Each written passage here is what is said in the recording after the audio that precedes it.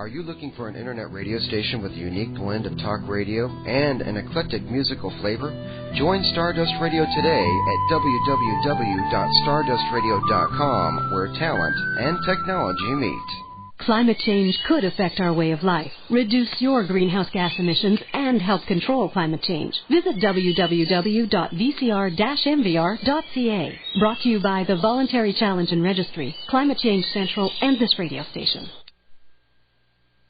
Have you always wanted to know the truth about things like UFOs, underground bases, Area 51, the Great Pyramid at Giza, and the Roswell incident of 1947?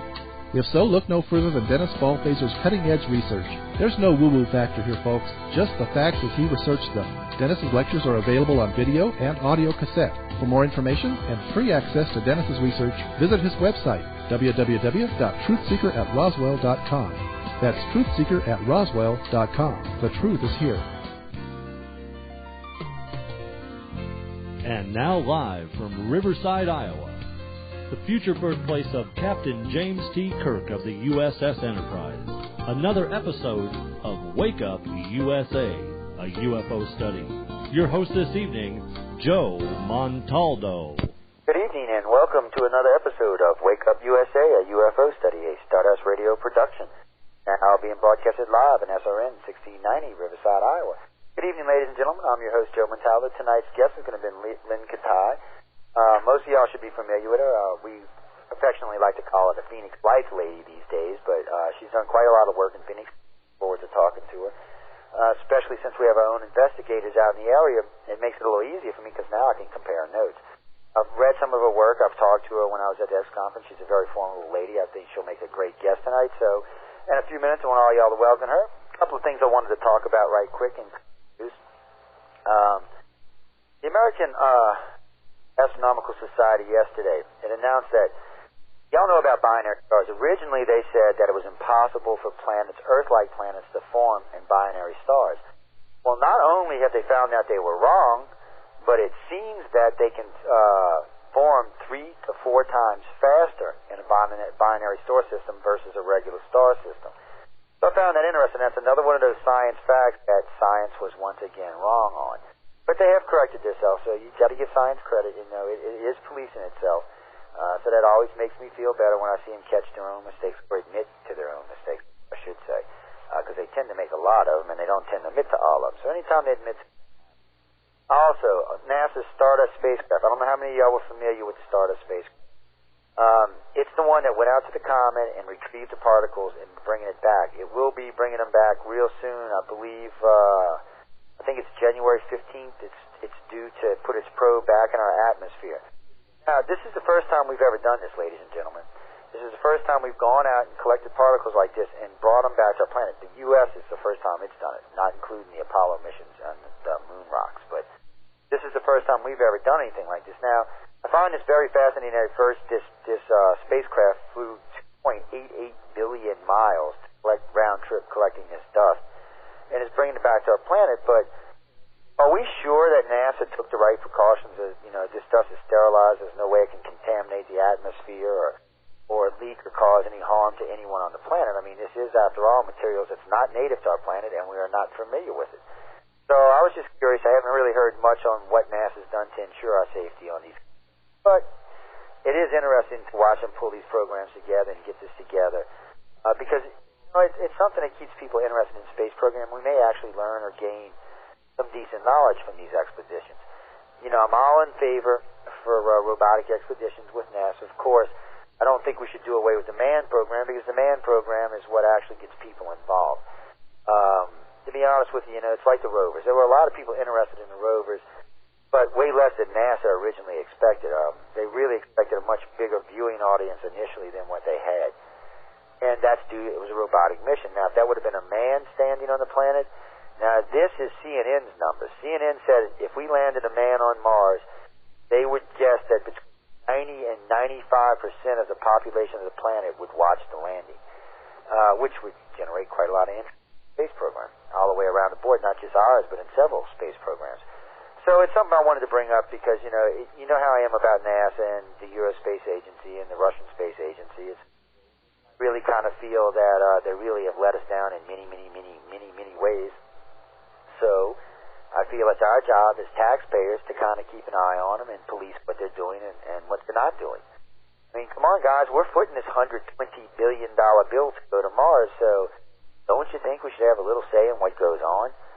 It doesn't have to be all politics, be all military. There's enough of us in the country that follow the space program that we can dictate what happens with these missions. So that's something else for y'all to think about. I don't want to sound like an activist, but sometimes you got to speak up. Mass emails, mass phone calls, petitions, things along those lines help and always work. So I just wanted you to know that. It's something to think about. On that note, Jeff has informed me that we have Lynne in the queue. So, Lynne, can you hear me? Lynne here. Okay, good evening, everybody. Ladies and gentlemen, Lynne Kitei. I am pronouncing your last name correctly, or am I not? Correct? Like a key and a tie. Kitei. Okay, I wanted to make sure right, because I'll say it several times, and I just wanted to make sure I'm saying it right. Dr. Lynne is just fine, thanks.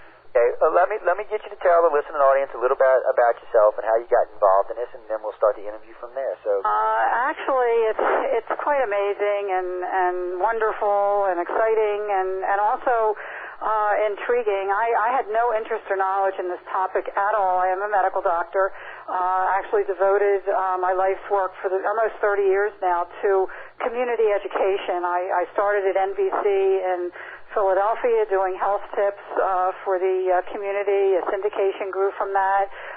Worked with NBC in Phoenix, Arizona as well, USA Cable, and by 85 I was seeing teens in my private practice drowning in substance abuse. I wanted to do something productive to wake them up to the reality of substance abuse and started producing video and workbook curriculums. I have a company, Health Education Learning Programs, and which is very ironic that I have been actually out of my own heart and pocket dedicating my life's work to community education, actually imparting the reality of vital health issues. But when this issue fell in my lap, and literally in 95 and figuratively, my husband, who's also a physician, and I had a very close sighting to our home in Paradise Valley. We live mountainside in Paradise Valley, Arizona, and we have a panoramic view of the city skyline, so we get to enjoy and appreciate lights that are out there, whether they're street lights or car lights or plane lights or helicopters or whatever. And what we experienced on February 6th, 1995, was quite different than anything we'd ever seen. Actually, it was a very close sighting, just about 100 yards from our home in a private gated area. And I always go back to this sighting when people say, oh, could it be military? Well, there's no way that it was military in the area we live.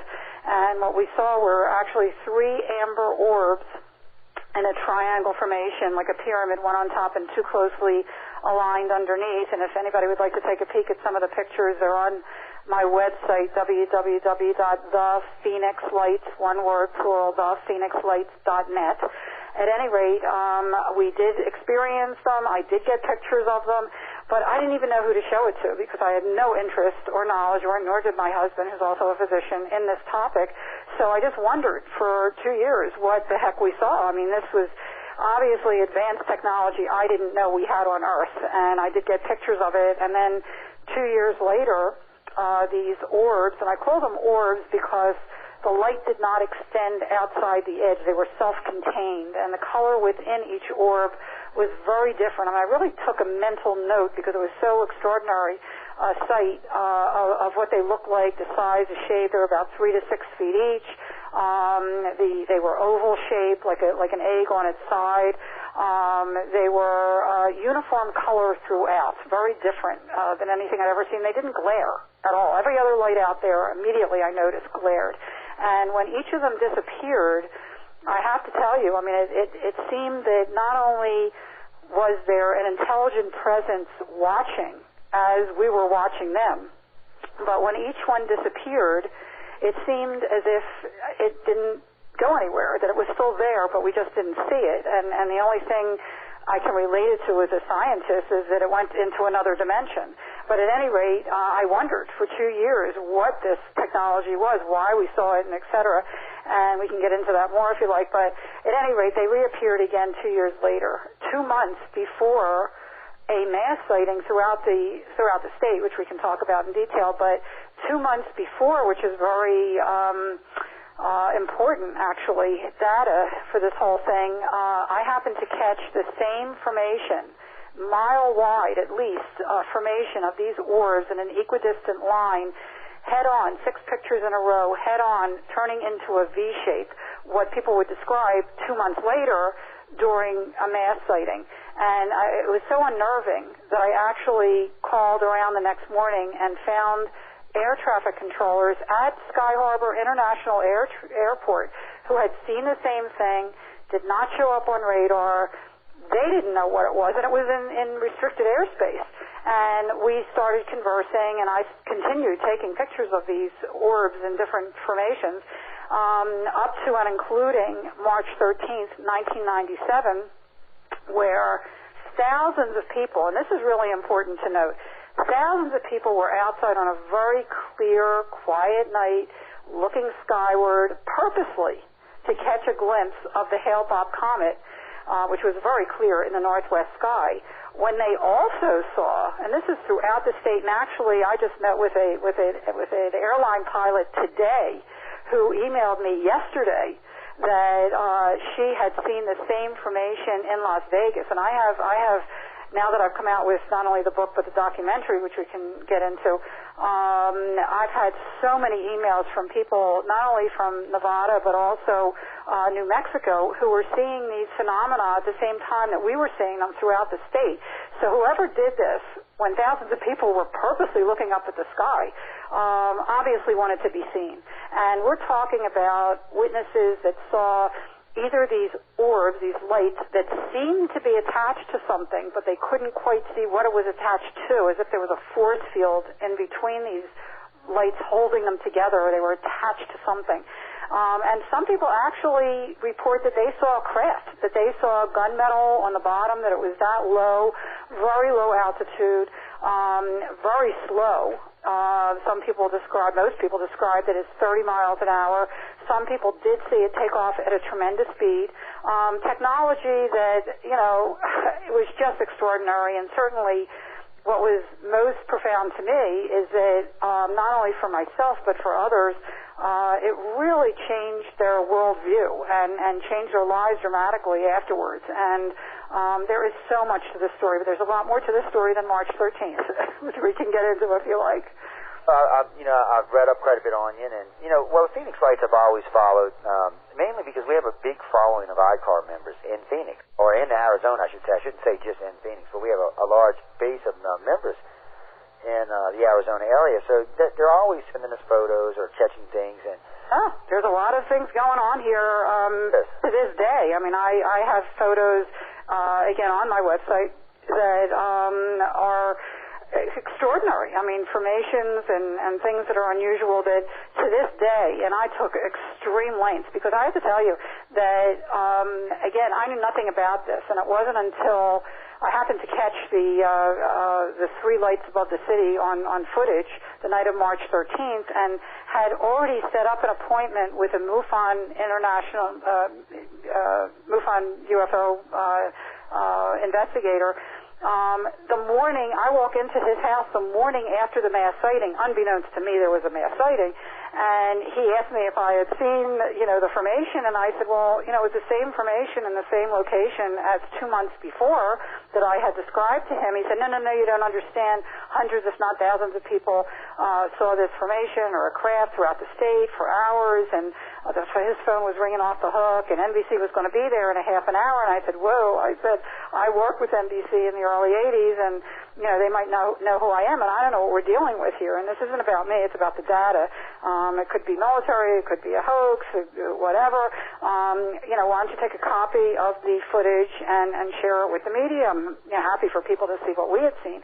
And from 4:30 that next afternoon, my video was plastered on every news station. Only a handful of us had gotten video, been able to capture video that night, because for the most part, when it went over people's heads, even though some people did try to take pictures of it, it was dark. It blocked out the stars, so they weren't really able to get anything that was viable photographically. So I was thrilled that I had gotten something, and in the meanwhile, didn't know what to do with what I had because I had accumulated, quite a bit of footage by then and the pictures from 2 months before, the 35 millimeter, and found out a week after the mass sighting, and this was the first I had heard of it, that this was happening worldwide at a faster pace, very similar phenomena. And that really blew me away because I knew nothing about this. And once I heard that it was happening worldwide and that other countries were much more open to this as being unearthly, that really set me on a journey to find out what was going on. And I pushed my entire professional life aside. I don't know if people out there know that, your audience knows that, but I actually pushed my entire medical practice aside for 4 years to try to find a logical source of meaning for what I witnessed and photographed, and I have yet to find it. If anything, my inquiry really opened up a whole new world to me, and I felt obliged to share it. Again, going back to my life's work, this is what I do. I educate people to the reality of vital health issues, but this is certainly a very important reality to share as well. This is something the public needs to be educated on. It's one of the goals of the organization I work with these days. It's interesting because there's so much that goes on in Arizona that our Arizona State Director there decided we needed a separate website from the main website, but it's like Gulf Breeze. Same thing in Florida. Matter of fact, we were just in Gulf Breeze this past weekend, and it's rare that you go down there that you don't see something. It's a weird place to go. And I tell people all the time now, if you really want to see something, there are places in the United States, or for that matter, anywhere in the world, that you go, if you got a little patience, you will see something. For sure. And being open-minded, that's the first step. And the reason that, I ended up 4 years later with a 750-page journal. I really took great lengths to find out what was going on, really do my homework, and also went down to the University of Arizona Sciences Department, Optical Sciences, Consciousness Studies Department, Arizona State University, Mathematics, Geology, Anthropology, Astronomy, trying to find out what was going on and have my things analyzed, have my photographs analyzed. Went to the Brooks Institute of Photography, world-renowned, and across the board, not only couldn't my pictures be explained, but they couldn't be denied. And everybody was just as intrigued with, what the heck is going on here. And at any rate, that really set me on a journey. And 4 years later, I ended up with a 750-page journal and had to decide, am I going to come forward with this information or not? And certainly didn't need to do this. But for whatever reason, I really needed to share and, like you said, educate others. That's been my passion for 25 years, especially young people. And once the book came out, which I squeezed down that 750 pages to 220, called The Phoenix Light, The Skeptic's Discovery That We Are Not Alone, and had such an overwhelming response to it, which I really appreciate, and others appreciate the hard work that went into it. I was approached by a filmmaker to do a documentary, and I didn't have time. I was working. By then, I had gone back to work. I was working full-time as a chief clinical consultant at the world-renowned Arizona Heart Institute, the Wellness and Imaging Center, where they do heart scans, and loving my job, and also very, very busy with the book and doing Barnes & Noble and Border presentations.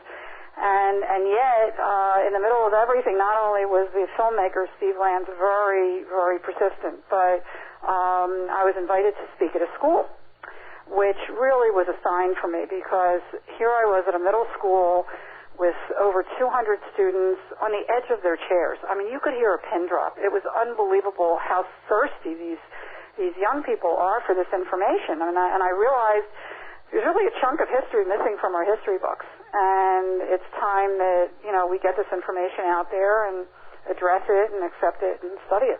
Well, it's interesting because anytime I meet anybody like me who's willing to put their lives on the line for this, if you have a career, especially a career, let's say, where this would really hurt you, such as the career you have, right? See, for me, I live in the Bible Belt. I'm in New Orleans. So, by the way, I had your book, but I think Hurricane could share that for me, along with about 2 other ones. Uh-oh. But, we used to keep a UFO library here for the locals if they wanted to come read or something. Mm-hmm. We have probably about 200, but we lost about 200 in the storm. But I'll have to get you some books. Well, we'll get them back. But the thing of it is anytime I meet anybody that's willing to step up and put their, because basically you put your career on the line. It's like the first time I ever made the local newspaper, I realized right then and there when I walked into my bank and they were like, hey, it's the UFO guy. Right. Oh, man, I'm in trouble because, a lot of my customers are very religious. And a lot of my customers are, deep, old South people, and, this kind of stuff is really weird to them. Well, at least that was my view at the time. Well, come to find out, after about 3 days of walking around the city and everybody saying there's a UFO guy, that most of these people had a very keen interest in this, and it really didn't matter what age they were. They really wanted to know.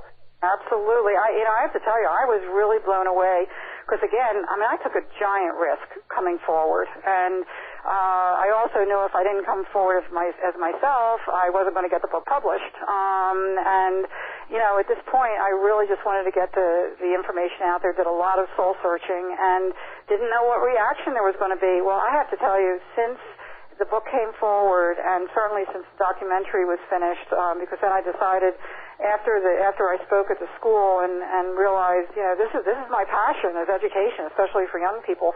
I really needed to do a visual as well, and have the witnesses and retired military, and actually we have a fella in the documentary who asked for a transfer to Luke Air Force Base because he heard about the Phoenix Lights, and he's actually been filming the Phoenix Lights through the years since he's come here, and other experts in the field to share from their own experiences, and that has been an incredible success.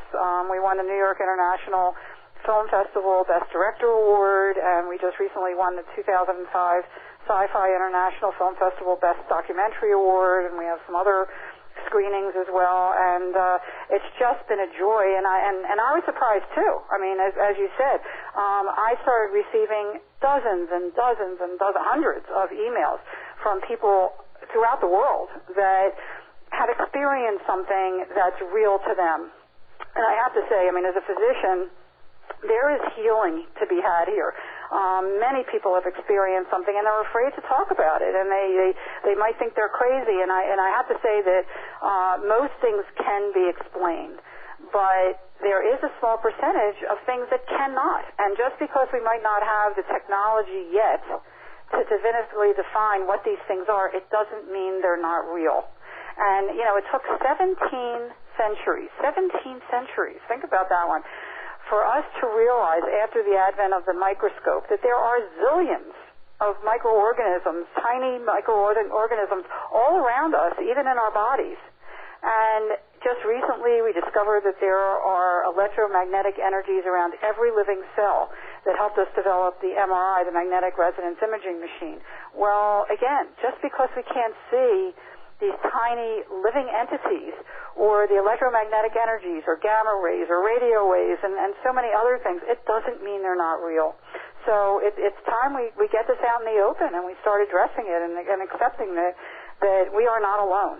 We work on it hard every day. I'm sure you do. Oh, we got people now working on and this, and thanks to Stardust Radio, we have the radio show as well, which helps out quite a lot.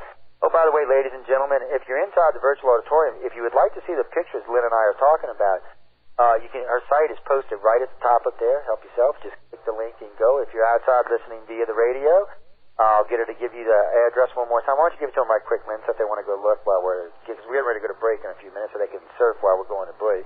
It's www.thephoenixlights, one word, plural, thephoenixlights.net.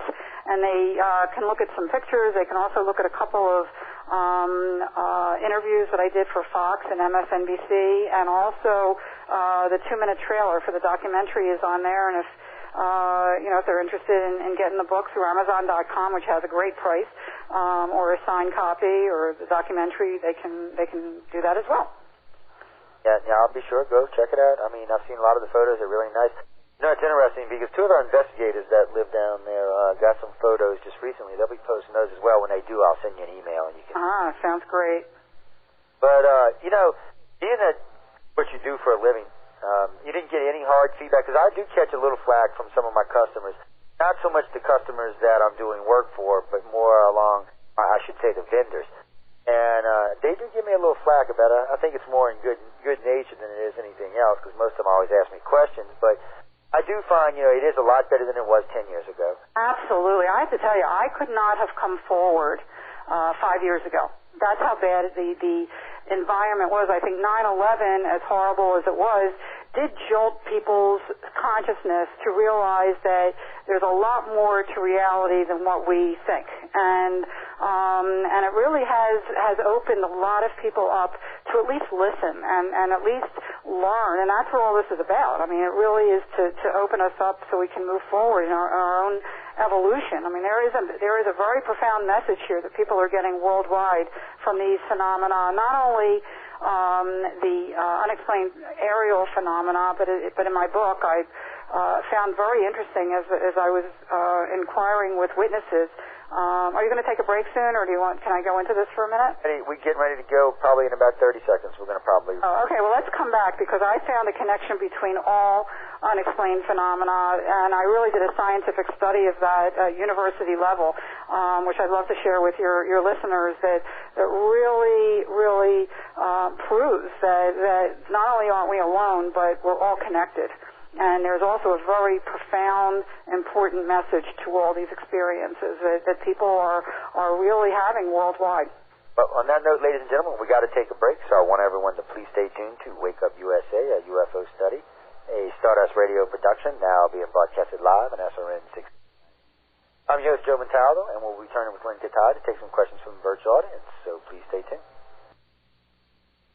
This internet station sounds great on your computer, but wouldn't it be even better if you could take it with you wherever you go? Now you can. This station is proud to be affiliated with the Mobile Broadcast Network, brought to you exclusively by Access Voice. They make it possible for you to hear your favorite internet station anytime, anywhere, on your cell phone. To get connected, go to www.mynbn.com and listen to Internet Radio on the go. Have you always wanted to know the truth about things like UFOs, underground bases, Area 51, the Great Pyramid at Giza, and the Roswell incident of 1947? If so, look no further than Dennis Ballfazer's cutting-edge research. There's no woo-woo factor here, folks, just the facts as he researched them. Dennis's lectures are available on video and audio cassette. For more information and free access to Dennis's research, visit his website, www.truthseeker@roswell.com. That's truthseeker@roswell.com. The truth is here.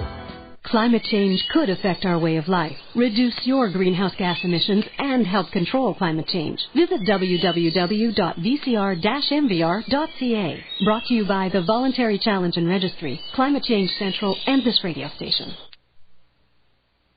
SRN 1690 AM, Riverside, Iowa, and around the world on the Stardust Radio Network. www.stardustradio.com. You're listening to the Stardust Radio Network, where talent and technology meet. Good evening, and welcome back to Wake Up USA, a UFO study, a Stardust Radio production, now being broadcasted live on SRN 1690, Riverside, Iowa. Remember, ladies and gentlemen, if you don't want to use the virtual auditorium and you're on the radio side, you'd like to give us a call. The toll-free number is 1-877-213-4329. Again, 1-877-213-4329. Also, if you're in Riverside, Iowa, and you would like to pester Jeff, you can call him at the local studio audience number at 485-143. I suggest y'all call in and aggravate the man. He's been kind of quiet in the background today. Anyway, Lynn, we're going to just pick up from where we left off at break. And, first off, one quick question. Now, I know for this, I've experienced this myself, so I do understand it's a profound thing. It's earth-changing. You can't help yourself. Now, what I wanted to ask you was, did you feel like it just kind of just took your life over, consumed, and said, okay, I got to do this no matter what? Good question, Joe. Yeah, from the time the lights came back 2 years after our initial sighting in 95, and I was so curious about what it was, but, at that point I really wasn't driven to inquire. I mean, I just didn't even know anyone that was involved with it, and when I finally did try to get someone that knew something about it 2 years later. I mean, this is how close I was. A friend of a friend had a neighbor who had a friend who knew the past president of MUFON, Mutual UFO Network. I mean, I was really so far away from it all.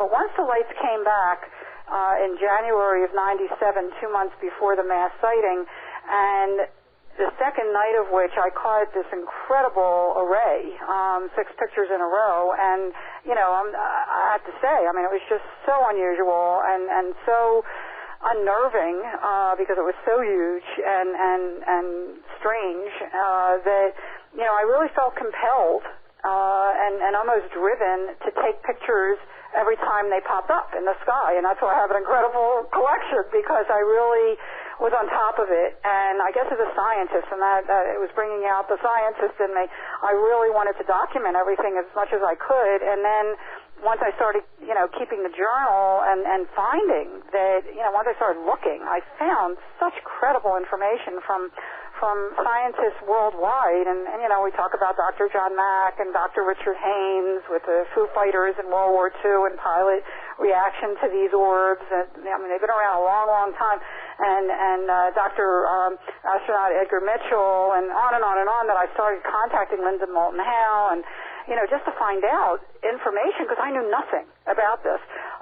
The more I found out, the more I did get compelled to find out more information, and it just, you know, I pushed my entire professional life aside. I mean, that says something about I really wanted to find a logical explanation, and have yet to do so. And when you realize that something really is going on that's extraordinary and special and that we haven't heard about. I mean, something's going on. And as a scientist, I really wanted to do my best to do a credible and professional job of finding that out. So, yes, I was definitely driven to find out what was going on. That was the one part of it.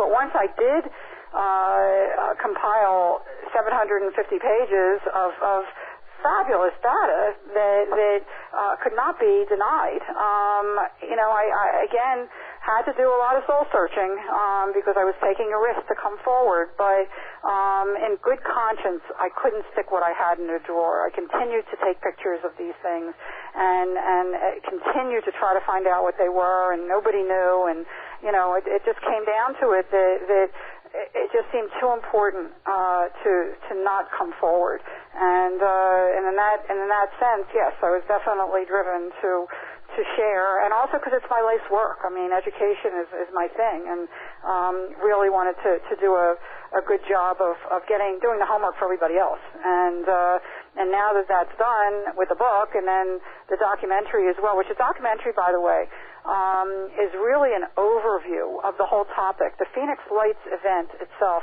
sucked me into this whole thing, and I was starting to talk about some other intriguing roads that I started going on that I also felt compelled to investigate when I started interviewing other witnesses, and myself included. They would share with me that the Phoenix Lights reawakened a near-death experience that they had had as children. And when it happened more than a handful of times, I thought, geez, you know, is there a possibility of a connection between all unexplained phenomena, be it near-death experience, out-of-body experience, unexplained aerial phenomena that have a mystical light associated with the experience. And lo and behold, I found studies being done at university level. I mean, these are scientists, professors, Dr. Kenneth Ring at University of Connecticut, Dr. Stuart Tremblow at University of Kansas, etc., that were studying these phenomena, the connection between all unexplained phenomena for 20, 30 years. I had no idea. I had no idea people were studying these or that it even existed. And when I really looked at the data, I found that not only is the experience for all these different experiences very similar, and I outline that in the book, but the after effect, that's what really hit me. The after effect is so profound, so positive, a real awakening when somebody truly experiences one of these unexplained phenomena, and I started calling all unexplained phenomena ups and up, a UP and up. Because they are ups. The enlightenment, the awakening that happens is really to a soul level, and it's a very spiritual thing too. I know that there's it might be a new twist for people, but whatever is happening worldwide with these unexplained phenomena is not only waking people up to what they're doing to the earth, what they're doing to each other, but also touching people at a very, very soul level, at a spiritual level, and really making people aware of and changing people's lives, transforming people.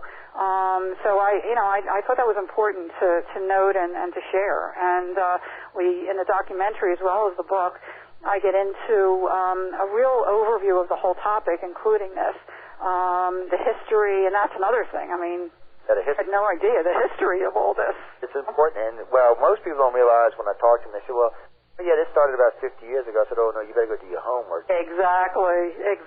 I mean, this is, since human documentation, these phenomena have been around. And when you look at cave drawings and primitive caves in Pakistan and whatever, and petroglyphs from indigenous societies, I mean, they depicted UFOs as we know them today back then, I mean, thousands of years ago. So, to think that they could imagine something like this, or are they actually drawing what they saw, well, I would think it would be the latter, only because where did they get the idea for something like that?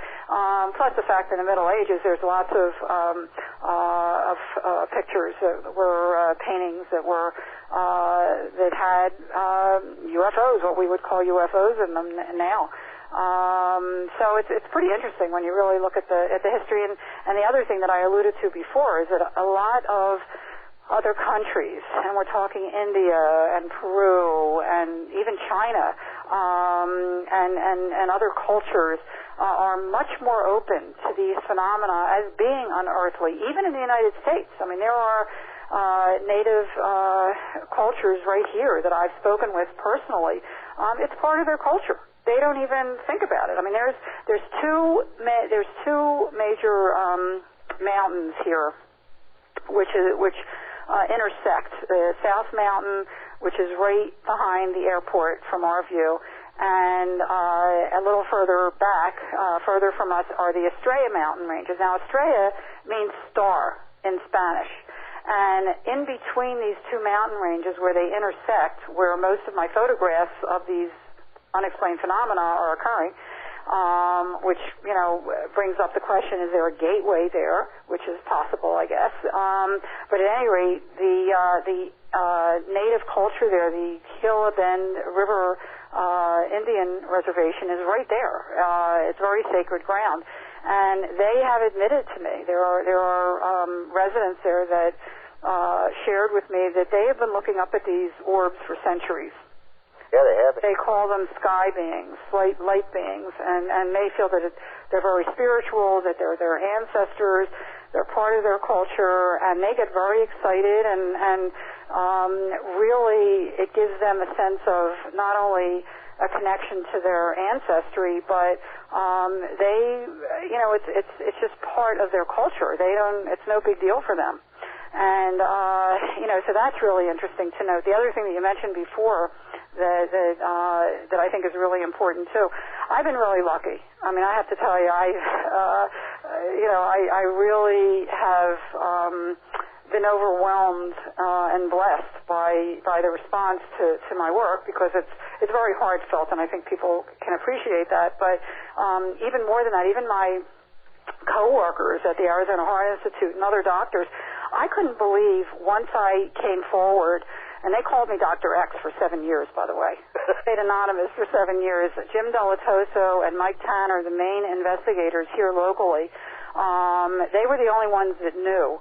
I came to Jim 1 week after the mass sighting with the pictures that I had taken 2 months before, the 35 millimeter, and he had them in his possession, and I asked them, please stay anonymous, keep this anonymous, keep this confidential, so I know what we're dealing with. And, because they're such extraordinary photographs, if we had gotten them out there without a name to them, they could have gotten lost in the shuffle or whatever. I just wanted to make sure I did my homework and before I came forward with them. And I have to tell you, to Jim's behalf, for anybody that knows Jim Delatoso, not only is he a brilliant guy, but talk about integrity. I mean, he kept my stuff anonymous and confidential for 7 years until I came forward.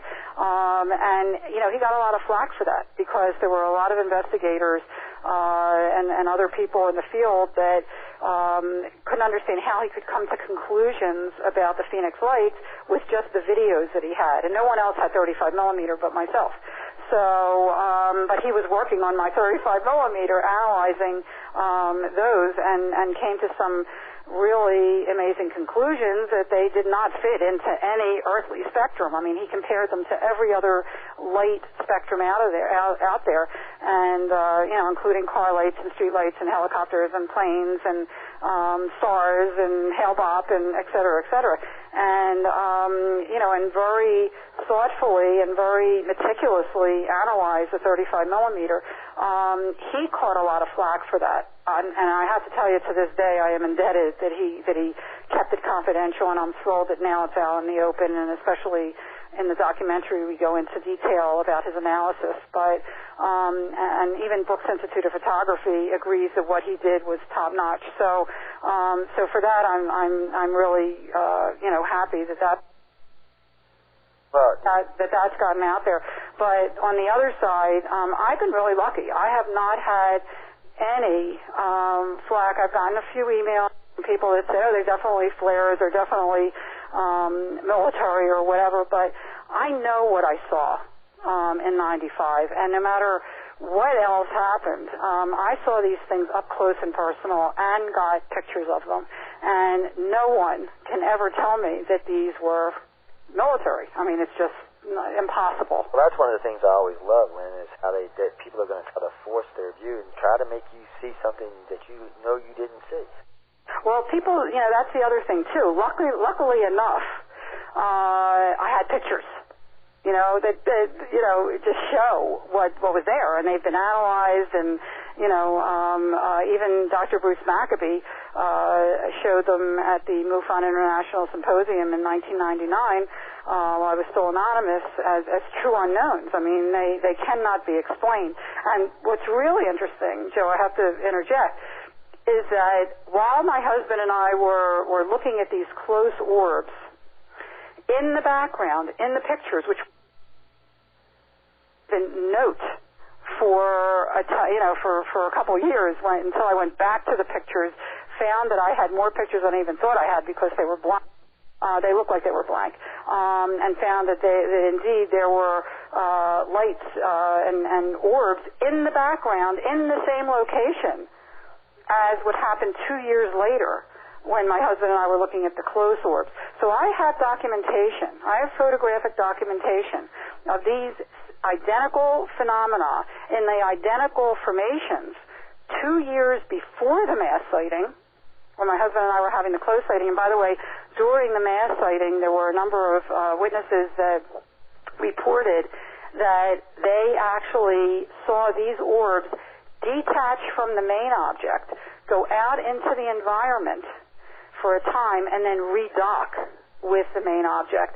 And, you know, is that what happened with my husband and I? I don't know, but it makes sense because in the background, while the orbs are disappearing, and I have pictures showing the orbs disappearing, close to us, the same formation of these orbs in a line are in the background disappearing as well.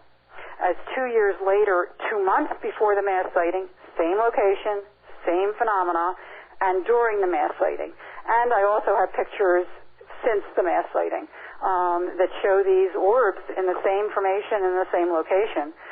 Again, so, you know, I had mentioned the gateway. Is it possible? I guess so, or whatever, but it is what it is, and the data speaks for itself. And, you know, when people, and again, it's been just a handful, but, you know, if people argue, oh, it's military, or there's an explanation, well, fine, tell me. You know, show me. Tell me what it is. Quite impressed with your work. I followed it closely since it came out, and I've been quite impressed. You do your homework, and I tell it to... You don't know, Lynn, how many times I say this on an average day. Do your homework. And I tell people who listen to me on this show, hear me speak anywhere, look, don't take me at face value. Don't take me at my word. go do your homework. I'm sure they're tired of hearing it by now, but I'm going to keep repeating it until people start learning to do their homework. But, you know, we got to get some questions in because they're going to shoot us, Lynn, if we don't start taking them. Oh, absolutely. I'd love to. And it's quite a few in the audience. I appreciate it. Thank you. We're going to start with TRMT137. Why don't you come up and give us your first name and location, and you're live and on the air with Lynn.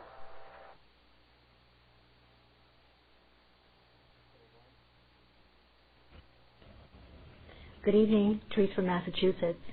Hi. Dr. Kitei, I had the opportunity of viewing your thought-provoking documentary at the X Conference. Oh, great. Your film noted the efforts of former Phoenix councilwoman Frances Emma Barwood to respond to citizen requests for an investigation by authorities of the Phoenix Lights. My first question, Doctor, do you think that Ms. Barwood's responsible reaction to the citizens' request for an inquiry into the phenomena impacted her career, including Ms. Barwood's subsequent unsuccessful campaign for Arizona Secretary of State? Also, Doctor, your film mentioned the interest among many citizens, including professionals, as to the source and extent of the Phoenix Lights. My second question, is citizen awareness of and interest in Arizona sightings continually increasing due to your documentary's great success and also the ongoing research being conducted by you and other ufologists, including ICAR's D. Joseph Andrew and David Andrew? Thank you, Doctor, for your responses and a fine documentary. Oh, thank you so much. I really appreciate your questions, and they're wonderful questions. I'll get to Barwood in a second because she really is a major player in this.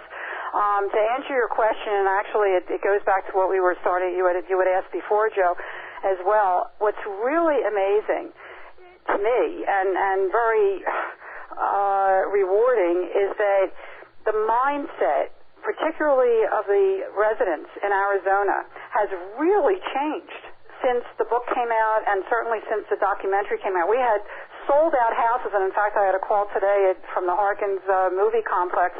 We are going to be showing the updated documentary because I had 3 recent sightings actually in the summer after we finished the documentary in May, June, and August 30th. That were incredible sightings that I've now incorporated in the documentary, and children as well, which is my passion. And at any rate, we're going to be showing it on March 12th, which is the day before the 9th anniversary of the Phoenix Lights for anyone in the Phoenix area at the Harkins Shea movie theater on Scottsdale Road here in Phoenix, and I'm sure we'll be posting something on the website about it, thephoenixlights.net.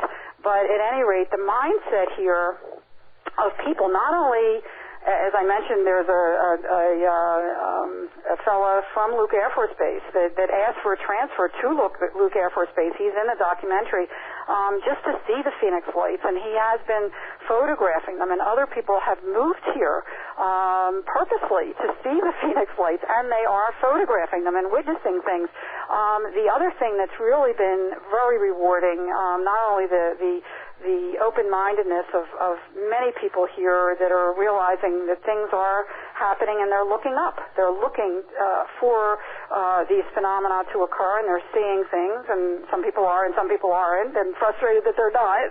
A lot of people want to see them and haven't yet, but I assure them if you keep looking up, you're gonna catch something, because we usually don't look up. We just don't. And if you're aware and you educate yourself and you know what to look for, you may just see something. And on the other side, which is really amazing to me and wonderful, and maybe because I was so hooked into the media doing health reporting, and when I did come forward as myself, and again, this isn't about me, but I'm trying to do my best to get the information out there if people listen, and terrific. And the media listened. The media really embraced my work and really embraced what I was doing, and it's helped me such a great deal to get the information out there, to make people more aware. And the mindset has changed in the media here, particularly locally in the Phoenix area, to be much more open to listen to other people, which is fabulous. They are not, you talked about the ridicule and all that. that is really dissipating, particularly here, and I hope that spreads like a pebble in a pond elsewhere, because people are seeing things. People are experiencing things, and sure, yes, most can be explained, but it's enough with telling people they're crazy and blowing it off and ridiculing people. Let's just look at it for what it is, and if there is an explanation, terrific. But if there's not, let's at least acknowledge that there's not, and that it's time that we do move forward and look at this and study it.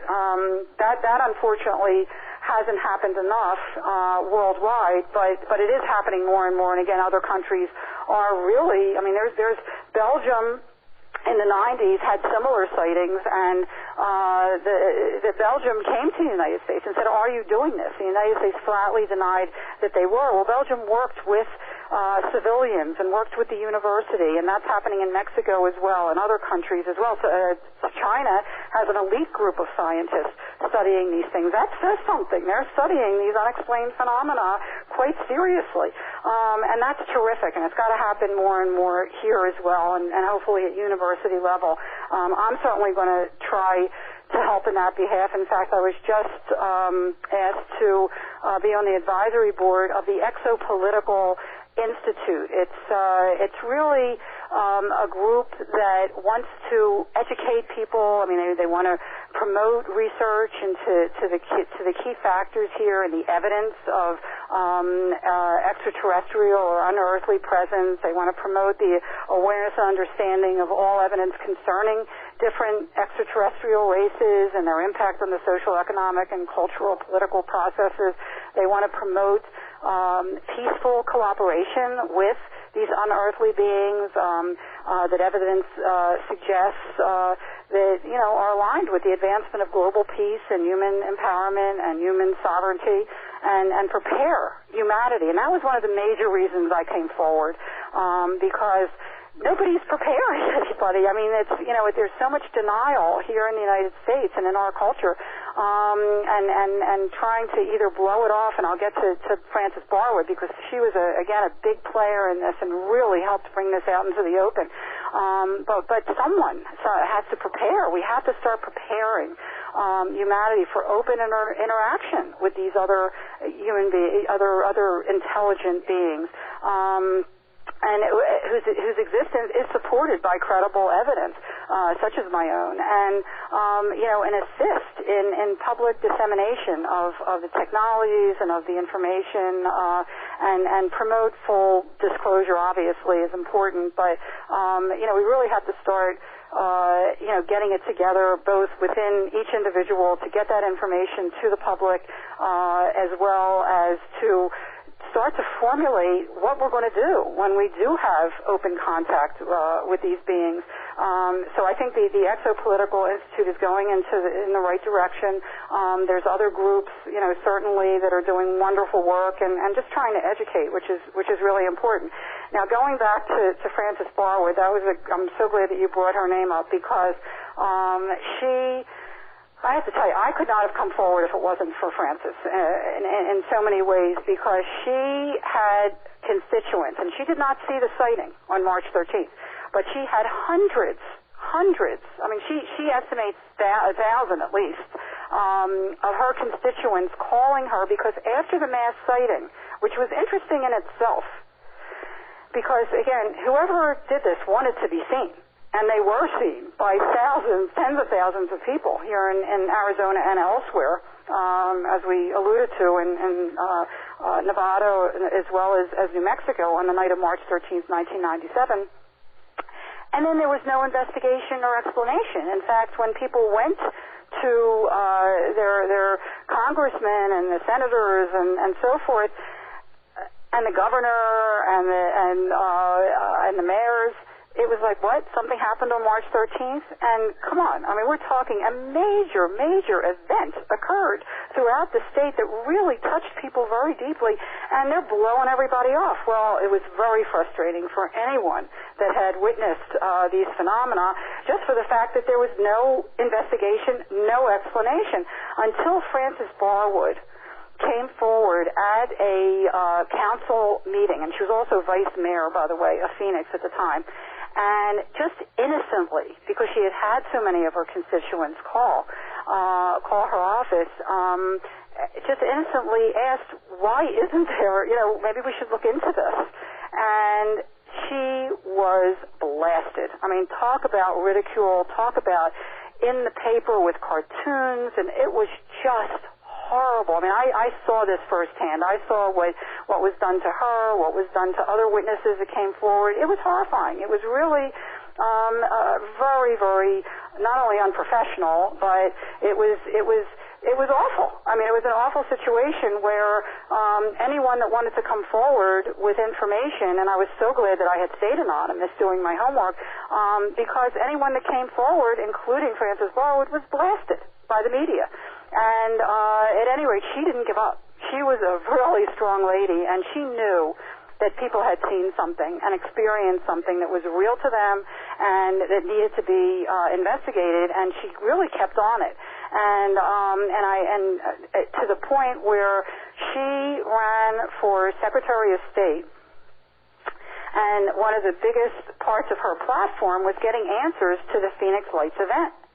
And boy, talk about being blasted. I mean, they were saying that she was from Neptune and she was seeing little green men. And again, she didn't even see the event itself or even profess that she had anything to do with believing there were UFOs or anybody visiting her. She just wanted answers to what her constituents had asked her. And, that's all you could ask from an elected official. And, again, she was really blasted in the media, and it came to the point where, not only did she lose that election, but certainly the people such as myself that knew that something was amiss and that something really needed to be investigated really treasured her fortitude and even till today. I mean, she has moved out of the Phoenix area into upstate Arizona, but she's still involved. She's in our documentary. She's wonderful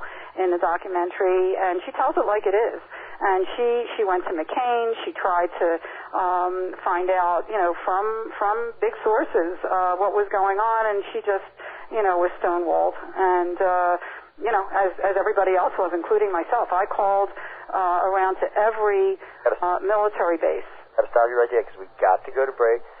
So I want everyone to please stay tuned to Wake Up USA, a UFO study, a Stardust Radio production, now being broadcasted live on SRN 6. I'm your host, Joe Montaldo. I'm sitting and speaking with Lynne Kitei, and when we return from the break, we'll start taking...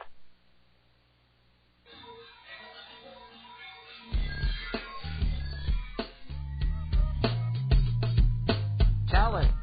Technology. Talent. Technology. Talent.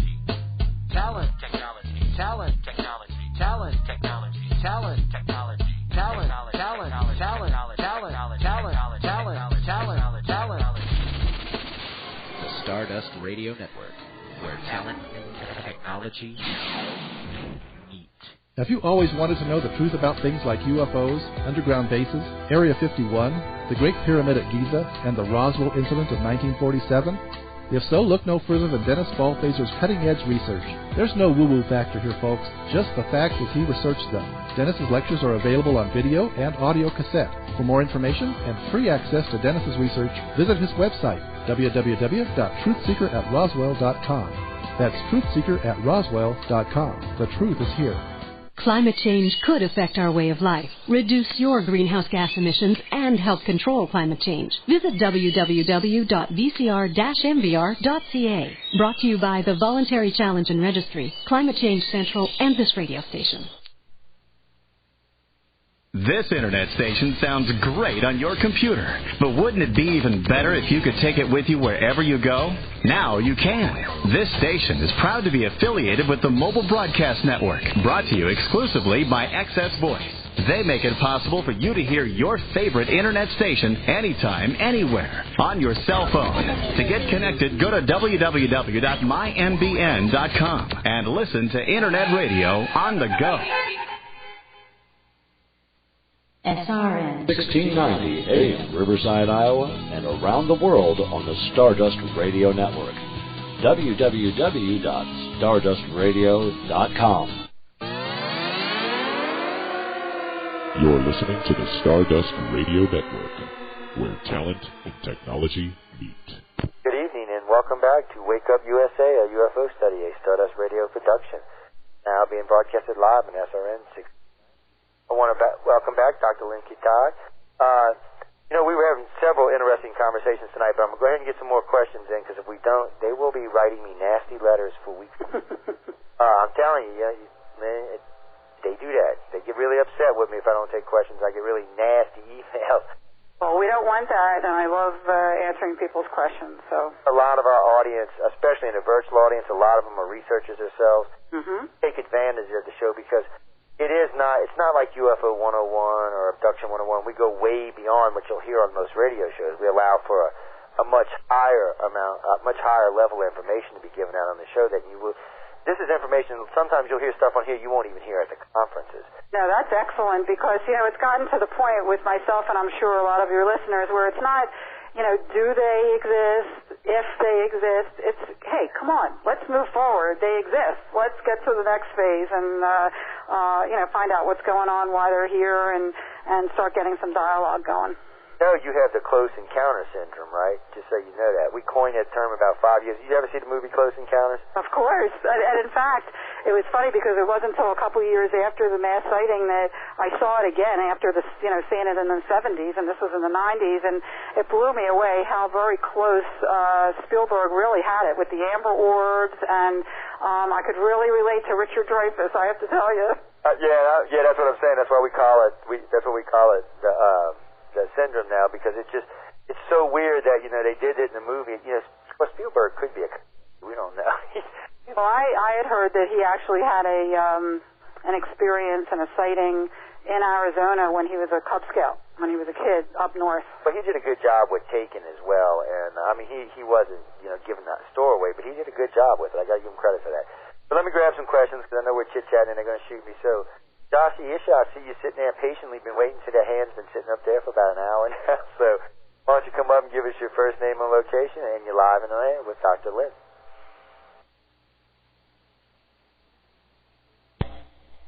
Hi, this is Rachel in Norfolk, Virginia, and my question for the doctor is, well, first I agree that the exopolitics people are doing a really great thing, but what I want to know is, does the doctor have any idea from her research exactly what race the occupants of the Phoenix Lights could be, what their intention is?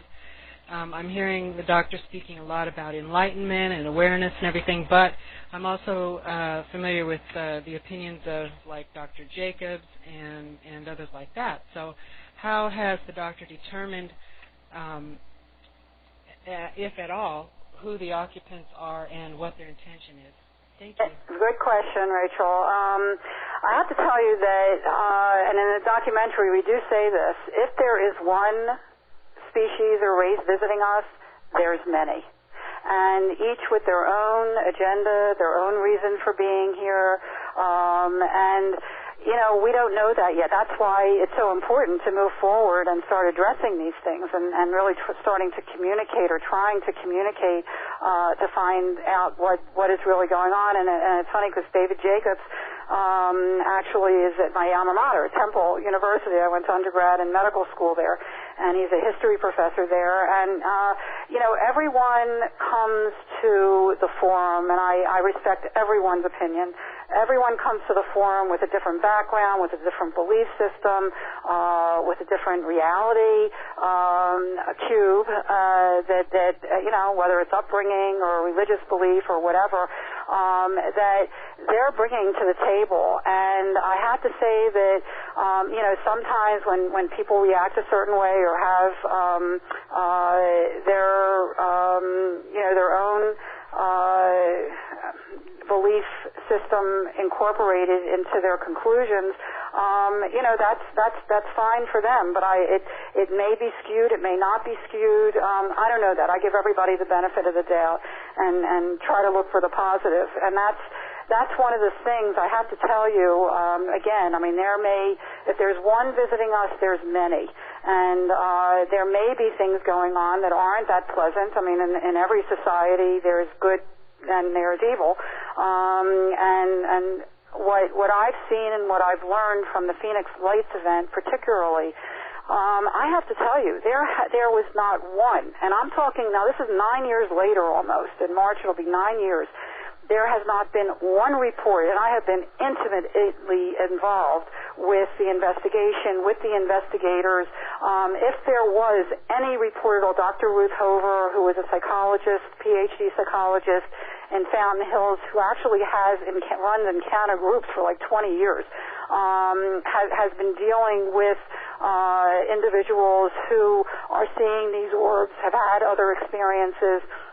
And across the board, even if someone to them, and again, everyone's coming with a different background and a different belief system and also a different reaction. I mean, some people are very frightened by things, and they may react in a frightened way. Some people may react to different things that happen to them in an angry way, and they may, even though the experience may not be that bad to them, how dare they do such a thing?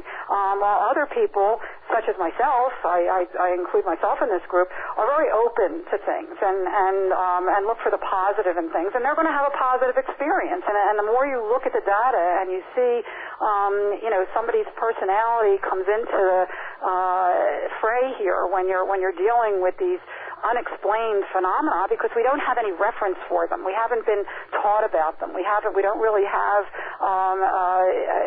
any way to put them into our own lifestyle that's an easy way, because we haven't been taught about it. It's really been kept so secret and denied, and you're crazy and all these ridicule things that a lot of people are even afraid to tell their own family or confide in anyone and keep it inside. That's why, to me, there's so much healing to be had here, just to be able to share.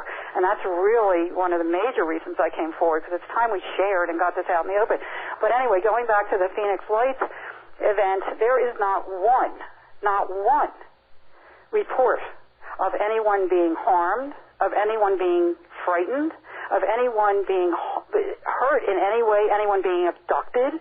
Not one report. So you have to look at the data, and that's what I'm trying to do as a scientist, is just look at the data and see, what do we have here? We have an event that happened not only statewide, but even out of the state, but statewide for sure, over hours, and we have witnesses that have come forward since the documentary came out that have shared that they saw these things as early as 5 p.m., on March 13th and as late as 2 a.m. So we're talking many hours of these phenomena, and we really actually came down to a parade happening. It was, whether these things could morph into different forms or whether they were lights attached to something or they were real craft or materialized or whatever, because certainly people, including a crewman from Luke Air Force Base, allegedly called, he did call, the UFO Reporting Center, Peter Davenport, about 3 a.m. the next morning, and reported in detail, intricate detail, that was recorded. The names and the numbers and the ranks of pilots and so forth that actually were sent out to intercept this object as it went over right in the middle of Phoenix, 7th Avenue and Indian School, for anybody that knows the terrain here. And as the jets got close to it, and supposedly they did get gun camera film of it, as they got close to it, it just blinked out and totally freaked out the pilot. And this crewman that called the UFO Reporting Center said that he was one of the people that actually carried the pilot, who was really shaken up out of the craft. So, if anything, the military was shaken up. All the witnesses, and I should interject it, and I do address it in the book, and certainly share with people. 6 months before the mass sighting on March 13th, 1997, the movie Independence Day had come out. And, people had a mindset. There is definitely a mindset happening here, and I think we've really been ingrained with threat, and they're going to harm us, and, Hollywood has really promoted that genre. But at any rate, children, interestingly enough, were usually the first ones to see it when they were outside as a family and alerted the parents to it, and they were initially fearful because of their mindset with Independence Day. And, I had parents share with me that, and the kids themselves, that, they were jumping up and down, Independence Day is this massive, massive mile to 2 mile wide. Let me interject that too. We had, wonderful, realtors, very credible realtors out in Carefree who happened to be at an area that had stakes in the ground, and as this thing went right over them, they estimated it was closer to 2 miles wide from the stakes in the ground. As these phenomena were coming close to the children, they were frightened. They were screaming, Independence Day, Independence Day. But as the phenomena, and this is a really interesting thing to me, as the phenomena got closer, and even on top of these people, where some of them said they could have thrown a rock at it, it was so low, a calmness came over everyone. An excitement that, oh my God, this is such an incredible moment. How fortunate I am to be at this moment looking at these phenomena. I mean, we're talking a joy and just a real appreciation that something so unusual and unearthly, and I have to say that because over and over again, the witnesses have shared with me that they knew in their heart that whatever this was, it was not of this world.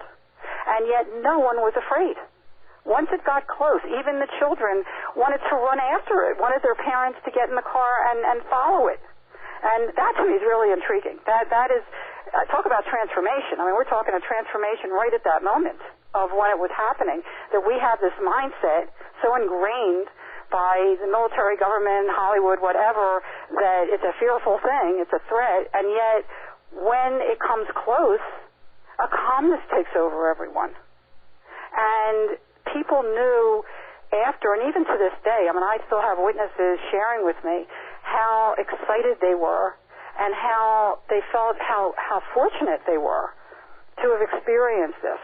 And other people that didn't experience it, that were at home or didn't see it, were disappointed that they didn't see it.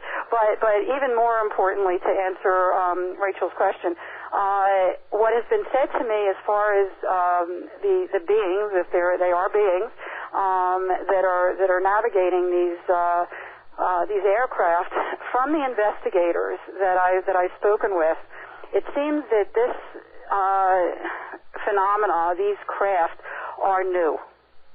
That they are the latest, either they're an advancement of some civilization that's been here for a while, or they just discovered us. But they're different from what has been here before. I got to interject now. You must be dealing with them rookies over at MUFON, I can see. I'm sorry? Because you must be dealing with these rookies over at MUFON. I was a MUFON investigator for about 10 years, by the way, and I have to tell you, for UFOs and abductions, we consider them rookies, okay? Main reasons why is it's like the egg-type craft that you're talking about, the egg shape. Actually, you can find it back in history, probably about 5,000 years. Oh, yeah, and the orbs, too. I mean, the orbs have been here, so maybe it's a combination of spirit world and ETs. I mean, I'm not saying what it is. I'm just saying that it is. The way I know it now, got to be careful with the word orb, too, because we found out that some of these craft have what we call spheres on them. They're more like a probe. They tend to be solid in shape, but they have their own color. They're luminous to themselves with their own color inside of them. And they come in a lot of shapes, sizes, and colors. But right. The reason we started calling them spheres is because all these people out there taking pictures of those, those wispy orb things. Mm-hmm. Well, that's an entirely different thing. And I don't want people confusing them now, because now people, you say the word orb, 90% of the time people automatically assume you're talking about them little wispy things, and that's not what I'm talking about. These objects are quite solid. They're visibly solid. You can tell this is a solid object that's in the air. And we've had reports of them from anywhere from 2 inches to a mile across. So the thing about it is there's a lot of them out there, but they do seem to be some kind of probe. I mean, most of them that we get reports on are usually in a size range of 10 to 15 feet across. Not really craft size. It's not really something we would consider someone or something flying around in with any comfort at all. Right. So we're assuming, which is not a good thing to do, but we're assuming they're probably some type of probe, especially by the way they act, because they seem to dock, undock, clip themselves onto the ships, unclip themselves off, go off, maybe hover over something for a while, and then they'll come back. Exactly. Watching, investigating something. Exactly, and that was the feeling that I got, Joe, when they were close. And they did look about 6 feet, maybe 10 feet. I mean, I was, guesstimating how big they were. But I had to interject that, yes, they looked solid. They looked like the light itself, it didn't illuminate anything. It didn't glare. The light was self-contained, and that's why I call it an orb. But the main thing is that it felt like there was an intelligence there. Yeah, it does. But see, that's another point I wanted to bring up, because I know we got to get some more quick questions in, but the thing about it is, when you talked about the calm feeling, we call it it's almost like you've been instantly programmed. That's why I was talking about the syndrome earlier, about alien syndrome earlier, because it seems like, for a moment, when your eyes make contact with this thing, you're downloaded. That's the only way I can describe it. There's no other way for me to describe this, because I have seen attitude change in people that there is no way this should have happened under any circumstances at all. Some of these people are so tight that it's not even funny, and you would have never, ever, and if you would have talked to them before they had seen this, they would have told you were nuts. Right. That lost them, I don't care what kind of pictures you have, what's going on, you are just crazy. Right. And then they'll see it, and then, now I can understand seeing it, being profound, but it's to the point where it's more than that. Exactly. I've watched people dedicate their lives, myself included. I can't, I've been doing this. I hear you. It changed my life. I've put my career on the line many times over this, and I finance quite a lot of this out of pocket every year, between $20,000 and $40,000 a year I spend on this. So I can believe it. I tell people all the time, if you're getting into ufology to make money, you done found the wrong place. Exactly. I mean, this, and that's the thing I've learned, and certainly I know myself. I mean, this comes from your heart. This is an inquiry, a personal commitment to find out what's going on, and also if you're so inclined to educate, which I am, and certainly you are. Well, let me take this quick call on the line, and then we'll get to some more in the room, because I see they got them stacked up, and we're going to start a war here. But I see we got Rachel from Virginia on the line. So, Rachel, can you hear us? Yes, I can hear you. Okay, well, you're live and air with Dr. Lynne Kitei. Okay. My question was, I had already asked the question about who the doctor thought the beings were who were occupying the craft, and she started to answer, and she mentioned that she thought they were different than any other beings who had been here before. But then there was an interruption. I was wondering if she could describe exactly what she's talking about. Why does she think that? Like I said, the investigators that were really intimately involved with this investigation, that's their opinion. And they've been involved with ufology for 20, 30 years. I'm a novice here. I just know what I saw and know what I feel, and I've tried to document things as professionally and credibly as I can, and share them that way as well. One of the things that I have to say is I don't know who they are. I just know that they are. I mean, I know that it is. And it could be time travelers. It could be spirit world. It could be extraterrestrials from other planets. I don't know that. I don't know that. But when I did the investigation and I really tried to find out what others think that they are, what kept coming back to me is that these are advanced beings. They certainly are benevolent, because with the technology that they had, if they wanted to do something malevolent, they certainly could have done it very easily, particularly when you hear about the crewmen, the pilots that try to intercept them and then it just blinked out, and et cetera. I mean, they certainly touched enough people in Arizona just from one night that, if they wanted to cause havoc or panic or harm anyone, they could have, and they didn't. There just is not one report of that. That's all I can say. So whoever this is trying to not only wake us up to their presence, but I have to say this, and Rachel, I appreciate you asking the question, and even when I present the documentary, I mean, this is coming from my heart. I hope that the work that I'm doing with the book and the documentary is doing what they're doing. They are touching one person at a time to really be awake, to awaken to the presence of other earthly beings, that we're not alone, and also to wake up to what we're doing to the earth and to each other. That is a very, very important message here, because not only did I write something in the book 1 month after the mass sighting, and this is in my book, and really sent me off on this journey, which is now almost 9 years. 1 month after the mass sighting, to the day, I had an experience during the night which was quite profound, which I won't get into, and I hope you enjoy it in the book. But as I lay there after this experience, thoughts so foreign from anything I'd ever thought of before in my entire life were streaming through my mind, and I thought I have to write this down. And I went downstairs in the dark, I picked up a pen and a pencil, and I started writing with my eyes closed, what some people, I guess, would call automatic writing. And I just wrote and wrote and wrote, and if you want to learn the message, read it in my book, because what I wrote that night, and I didn't read it again until the next morning and realize what I had written, and those words really sent me off on the journey to find out what they meant. And essentially, it really was a message to say that we are masters of our own destiny, and if we don't wake up to what we're doing to ourselves and to the earth, we're going to destroy ourselves. We have the choice. Rachel, did that answer your question, Bruce? Sure did. Thank you very much. Calling in to Wake Up USA. You know what? Let's see if we can one more quick one. We're getting close to the break, but let's just see. John Cools has been patiently waiting, so John Cools, why don't you come up and give us your first name and location, and you're live in there with Dr. Lynne Kitei.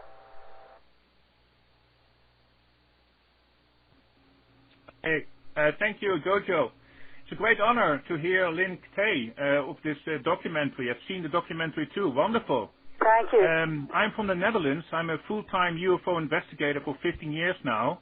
Good for I have you. also a complete archive of about 200 VHS tapes on UFOs alone, worldwide. And my question is, when the governments in the world will disclose that UFOs are for real and they are here, and their way of presenting the aliens is very one-sided, what would you do if it's very one-sided? And another thing I want to say is that coming up Friday the 13th, I will interview Joe Montaldo on UntoldMysteries.com. So for people who are interested to listen about the experience of Joe Montaldo himself, go to UntoldMysteries.com. Okay, thank you very much. Good question. I have gotten past the government, the military, because I alluded to it before. I tried so hard to do my homework with them as well. I mean, I called every military base in the state and talked to top people there to find out what was going on, and they were more interested in taking a look at my photographic data than giving an explanation for it. In fact, in my book, I do mention a couple of most comical conversations that, they made a joke out of it. I mean, one lieutenant says, hey, whoever knows, the only people that know who did this is God and whoever did it. They were just as curious. So, the right hand seems not to know what the left hand is doing in a lot of the cases. This is really important to know, too, that for months, there was no investigation, no explanation. And again, I did my homework, so I more and more I was believing that something is really going on here. And until 5 months after the fact, now 5 months passed until a USA Today article came out, front page, announcing our sighting in Arizona to the world. And we were deluged by media from all over the world. And once they started talking to the witnesses, and again, it's time we start listening to the witnesses, because the stories were so detailed and so heartfelt. And the media themselves from across the world said, why isn't there an investigation? I mean, something really happened here that touched these people profoundly. Why isn't there an explanation? And I have to tell you that the military and government were so pushed at that point to come up with something. And I get a call one afternoon from the head of the PR at the Air National Guard, who I had talked to a couple times over the phone. And she says, oh, Dr. Lynne, I think we know what those lights were back in March. And I'm open to anything. Fine, tell me what they are. She says, would you believe that no one ever looked at the log of visiting Air National Guard? Now, this is 5 months. With all the hoopla and everything that was going on, no one looked at the log of visiting Air National Guard. And the Maryland Air National Guard was in town sending off flares at the Barry Goldwater Range, so that must be what some people saw. Now, that was her explanation. Now, number one, I had never told them what I had, just that I had some pictures. And I said to her, I said, well, when was the Air National Guard in town, Maryland Air National Guard? She said, March 1st to the 15th. I said, so they weren't in town in January, right? She said, oh, no. I said, well, I have pictures of the same formation in the same location 2 months before the mass sighting. Who did that? And she said, well, you never told me that. Okay. And I said, well, besides that, I said, how can you explain people seeing a craft and these lights that seem to be attached to something, mile to 2 mile wide, traversing the entire state over hours? How could that possibly be flares? And she said, oh, well, you know what, I have a call coming in, I'll get back to you. Well, I'm still waiting. So the next... Lynne, I got to stop you. I got somebody on the line. I want to get his question in so you can be thinking about it at the break, because I know we're getting ready to go to break in about a minute. So, Mike, can you hear me? Yes. Yeah, it's Mike from California. You're speaking with Dr. Lynne Kitei. Go ahead. Hello, Dr. Lynne Kitei. Hi, Mike. I had a question. Being a medical doctor, have you talked to any of your colleagues, possibly even psychiatrists, and had their professional opinion on this? Have they said, like, mass hysteria? Did any of them watch the lights with you or see the lights? Any kind of a professional opinion from a medical or psychiatric point of view? Thank you. Yes, you're welcome, Mike. Great question, because I have to tell you, I was really surprised myself. I kept very, very quiet about what I was doing. I was really, clandestinely researching, and very few people knew who I was for real. I mean, and people knew that Dr. X had these pictures out there, but nobody knew who Dr. X was. And when I would go to medical conventions, particularly, this is where I started to really realize that there are so many people out there that have experienced something behind closed doors. I mean, they're afraid to talk about it. And, when my friends in the medical profession would ask what I'm doing now, because I was always doing some kind of a project for the community, usually on health issues, I said, well, you're not going to believe this, but, and when I would share with them, I would say that 2 times out of 3, or 9 times out of 10, either the wife or the husband would take me aside and for an hour or more would tell me about an experience that they had. And I got to stop you, Boo, so hold on. Got to go break. I'll let you finish back, I promise. Everyone, I want you to please stay tuned to Wake Up USA, a UFO study, a Stardust Radio production, now being broadcasted live on SRN Riverside, Iowa. I'm your host, Joe Montaldo. I'm sitting and speaking with Dr. Lynne Kitei, and as soon as we return, we'll start taking some more questions, so please stay tuned. Sorry about that. I didn't mean to cut you off, Boo. Are you looking for an internet radio station with a unique blend of talk radio and an eclectic musical flavor? Join Stardust Radio today at www.stardustradio.com, where talent and technology meet. This internet station sounds great on your computer, but wouldn't it be even better if you could take it with you wherever you go? Now you can. This station is proud to be affiliated with the Mobile Broadcast Network, brought to you exclusively by Access Voice. They make it possible for you to hear your favorite internet station anytime, anywhere, on your cell phone. To get connected, go to www.mymbn.com and listen to internet radio on the go. Join the Lady CP Hour live for top music showcases Wednesday, 10 p.m. Eastern, 9 Central, here on Stardust Radio, where technology and talent meet. That's www.stardustradio.com. Have you always wanted to know the truth about things like UFOs, underground bases, Area 51, the Great Pyramid at Giza, and the Roswell incident of 1947? If so, look no further than Dennis Ballfaser's cutting-edge research. There's no woo-woo factor here, folks, just the facts as he researched them. Dennis's lectures are available on video and audio cassette. For more information and free access to Dennis's research, visit his website, www.truthseeker@roswell.com. That's truthseeker@roswell.com. The truth is here. SRN 1690 AM, Riverside, Iowa, and around the world on the Stardust Radio Network.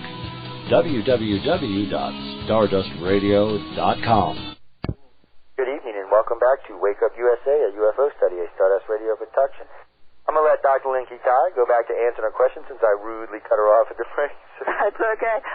Mike, to finish answer your question, my brother's a psychiatrist in Delaware. And when I first told him about this, he made a big joke out of it and kind of blew it off. And again, everybody's coming from a different place, and it's going to take some people longer to let it sink in. Some people just won't be able to deal with it. And that's okay. I mean, if somebody wants to feed into a flare theory and it gives them comfort, so be it. You know, it's going to take some people longer than others. But what was really interesting is once I compiled my data, and my brother, as well as other people, really looked at it, it blew them away. I mean, what could they say? The data speaks for itself. And I have to tell you that, you know, proudly that it's really helped people in the medical profession as well as other professionals that I've met with. Once they really look at the data, once they read the book or they see the documentary and they look at the data, and there's so much more data out there. It's not just mine, but, you know, certainly I hope that mine opens the door for a lot of people. They're curious. And it really helps most people. And again, there are going to be some people that just can't deal with it. And they're going to be closed-minded, and that's their choice. It is a choice. So be it. But for those that are open-minded about it, and I have found that a lot of the people in the medical profession, particularly the ones that I've dealt with through the years, trusted my work. I mean, they knew that I was going to do my homework, whatever I was going to do. And if I'm telling somebody that, hey, you know, take a look at this, there's something here, they take it seriously. They know I'm not fooling around, and they know I'm grounded, and that whatever I'm going to do, I'm going to put my best into it to find out what's going on. So in that behalf, I've been very fortunate, and I really have had the medical profession so far, and I hope it continues, really be open-minded and open their arms to me. And I received dozens of emails. I have to tell you this, from professors at university level from around the world, physicists and optical scientists and astrophysicists and people that know that something's going on, and they really appreciate that, and people even studying near-death experience. And they appreciate that someone of credence has come forward to say that it's okay to talk about it and get this out in the open. And for that, not only am I grateful, but I think that's really an important step in this whole process. You know, what's interesting is inside of our organization recently, we've had a large membership of teachers joining the organization from all walks. Yes. Way into the college level. We have several professors that's joined the organization, but we have regular, everyday, you know, school teachers, elementary school teachers. Oh, that's great. And that's the thing. I mean, my biggest hope for your audience out there, if anybody can help me in that behalf, my biggest hope, and again, this is my passion for almost 30 years now, because I produce video and workbook curriculums on vital health issues for the classroom, K on up through college, that are now being distributed by Discovery Education. And my biggest hope is that I can get this information in the classroom, because there is a chunk of history missing from our history books, and we need to start filling up that gap. And young people are so thirsty for that. I certainly found out. I have more kids emailing me and coming to the screenings that we're having, bringing their whole families from junior high, doing book reports on the book and so forth. It's really important to start educating young people, and I hope that you know, the Phoenix Lights Project can get into schools soon. Well, you know, it's interesting because some of the teachers have been finding creative ways to get this into the classroom. I've also found that we've had several clergymen join the organization, which I found very interesting. Yes. They have found ways to introduce this. As a matter of fact, we have an online support group that and siting area that we have, that we let people come and chat. And occasionally they'll come in and talk about, you know, how they're talking to their church or relating this to their religion, and it's really weird, but it's very interesting. Very interesting. And we're really talking about, even above organized religion, a spirituality connection between everyone. There is a connection which you learn when you really start understanding this whole phenomena. There is a connection between everyone, between everything, that we really have to start acknowledging. But you see, that should be basic understanding from every other planet, because everybody knows we're made up of the same matter or stuff or whatever you want to call it, but we are made of the same thing. Everything, as far as we know, everything in this universe is. and I think whoever is visiting us is trying to wake us up to that. I'm hoping they're trying to do something, but let me grab another quick question. Mental way. Let's see, we got D-Dragon patiently waiting with her hand up. So, D-Dragon, why don't you come up and give us your first name and location, and you're live and on the air. Thank you, Joe. Dr. Kitei, this is Dee, and I'm also in Arizona. I'm the Southwest Regional Director for ICAR. Oh, great. I have a two-part question for you. Number one, should be quick and easy to answer, is are you going to be showing your documentary again here in the Phoenix area again soon? And if so, where and when? And my second question is, do you have a rough estimate of the direction from your house that you were getting pictures of these lights?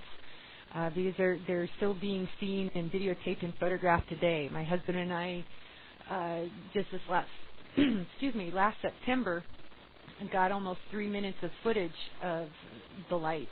Oh, good for you. Good for you. Yeah, actually, and I hope, people start spreading the news that I just spoke today with Harkins movie theaters. They actually premiered the original Phoenix Lights documentary last March for the 8th anniversary of the Phoenix Lights event. This year they've asked us to again screen it on March the 12th, which would be the day before. It's Sunday, March 12th, the day before the 9th anniversary of the Phoenix Lights event. I'm sure we'll be letting people know what time. Last year we did it, I think, at 1, 4, and at 7. And they were standing room only. It was just unbelievably overwhelming response. And what's really cool about this year is that when we showed the premiere, it was a work in progress. We really have been working quite diligently. I had to give up my position at the Arizona Heart Institute as Chief Clinical Consultant of the Wellness and Imaging Center to really do the job that needed to be done with the documentary. And not only have we condensed it and really tightened it up, but we have added children. We have 3 new sightings. Actually, we had a sighting, incredible sighting, May, June, and August 30th that I captured myself that we've added to the documentary, as well as some other neat stuff throughout the documentary. So it's really a totally revised edition that is not for sale. The original collector's edition is available on our website, thephoenixlights.net, if anyone would like to procure that at this point. And there's actually added information there that some of it we've taken out for the new edition, which, by the way, Warner Brothers is very interested, and Samuel Goldwyn Films and some other distribution companies are very interested in distributing it. But at this point, the one screening we know we're going to be having in the Phoenix area will be at the Scottsdale Harkins Theater at Scottsdale and Shea on March the 12th to celebrate the 9th anniversary of the Phoenix Lights event. That sounds excellent in itself. Yeah, it's going to be really, really exciting. And again, it's not this version is not for sale. It's going to be an exclusive screening. So I hope that people can come and enjoy it. That sounds like, wow. I wish I could come and enjoy it. You're invited. Oh, well, I'll get out to Arizona. If I'm out there, though, well, I know there's a strong Arizona turnout in the virtual auditorium today. Now, I won't know what's listening to us radio side for a couple of days, but. Well, I applaud the caller and others in the Arizona area that are really out there looking, and they're photographing. I mean, the military tries to confuse the issue, which they tried to do with the flare thing. And I have to say, just as an aside, to finish off what we were talking about before, when they came out with this flare explanation, which really the media ran with that one, and it was just that maybe some people saw some flares, and I have no doubt that they probably were sending off flares just to divert people from the true unknowns. But besides that, fine. I mean, hey, I'm a logical sciences person. If they're flares, do it again. Reenact it. Now, I know that I had pictures 2 months before the mass sighting, and when we went back to the pictures from 2 years before the mass sighting, the same information in the same location. And to answer the question again, we're looking south towards South Mountain and the Estrellas. And Estrella means star in Spanish, and the native indigenous peoples of the area actually call the area Gateway to the Stars. and that's what Estrella means. So, which is very interesting in itself. How did it get its name? And of course, they've shared that this has been happening for centuries. But the point is that something's going on. It's been going on for a long time, and it's time we get it out in the open. And it's great that people are looking up and are taking note and photographing things. It took them, with great persuasion, not only Frances Barwood, who announced it in the paper, fine, if you say it's flares, reenact it, but many others, such as myself, were asking, fine, I mean, if it's military and it's flares and that's your explanation, reenact it, do it again. Well, it took 3 years. 3 years later, right before the third anniversary of the Phoenix Lights event, it's plastered in the newspaper, on radio, and so forth. The 3 Air National Guards were coming into town to send off flares to show everybody the Phoenix Lights. Now, whether they thought that we had forgotten what they looked like, or they wanted to diffuse it and finally put it to rest, or whatever, they were supposed to do a 2-week run. By the second day, they scrapped the whole thing because it was a joke. I mean, it really, what they were sending off was so significantly different than what we saw, and people let them know that. The witnesses let them know that, and the media let them know that, it just put that to rest. And that, to me, that was their shot. I mean, they announced it. They were saying, this is the Phoenix Lights. Well, it wasn't. And that was their shot to prove that it was. So after that, it really pushed me forward, along my journey to say, hey, something's really going on here, and this needs to be shared. Yeah, it amazes me, first off, since 911, I don't know if you've caught this yourself or not, but since 911, it's probably the only good thing that's come out of it, is a lot more people are looking up. Since then, we've got our sightings almost quadrupled since then. Now, why do you think that is? Do you think it's because people are looking up, or do you think it's because and being more aware, or do you think they've actually increased? Well, that's the thing. I think it's kind of a mix. I really think part of it is that more people were looking up, at least initially, because, they were worried about an airplane dropping out on their heads. So I do think initially they were thinking about that. But I think that the sightings actually increased because we've got some new hot zones. The Phoenix area has always been a hot zone, or at least has been for quite a long time. So has several areas in Florida and some places up in Washington State and a few other places in the country. But recently, we've got zones like I got a picture about 2 weeks ago, almost identical to one of yours out of Flagstaff. Wow, great! Interesting photo, and we'll probably publish it sometime in the next week or two. Yeah, I'd love to see it. It's just it seems like certain areas that never had activity before are now having activity. And I find that interesting in itself because are they stepping up their program? Are they right the job faster? So those are questions that we really need to answer, and it does seem like there is something else going on. I do notice that we have a lot more people coming forward who say they've had contact. We have a lot more people coming forward who say they have sightings. But what amazes me is the people that are coming forward. Where from doctors to lawyers, we've actually even had a few politicians, which you can't trust them, but they have come forward. Right, that's great. Famous one contacted us about 3 years ago out of an Arizona politician, very famous one too. I'm going to say his name live on the air, but one day next time I see you face-to-face, I'll tell you about it. But it's a very interesting thing. He actually had sighted the Black Triangle. And when he called us about it, I said, no, that belongs to the government, man. You need to go, you're asking the wrong person.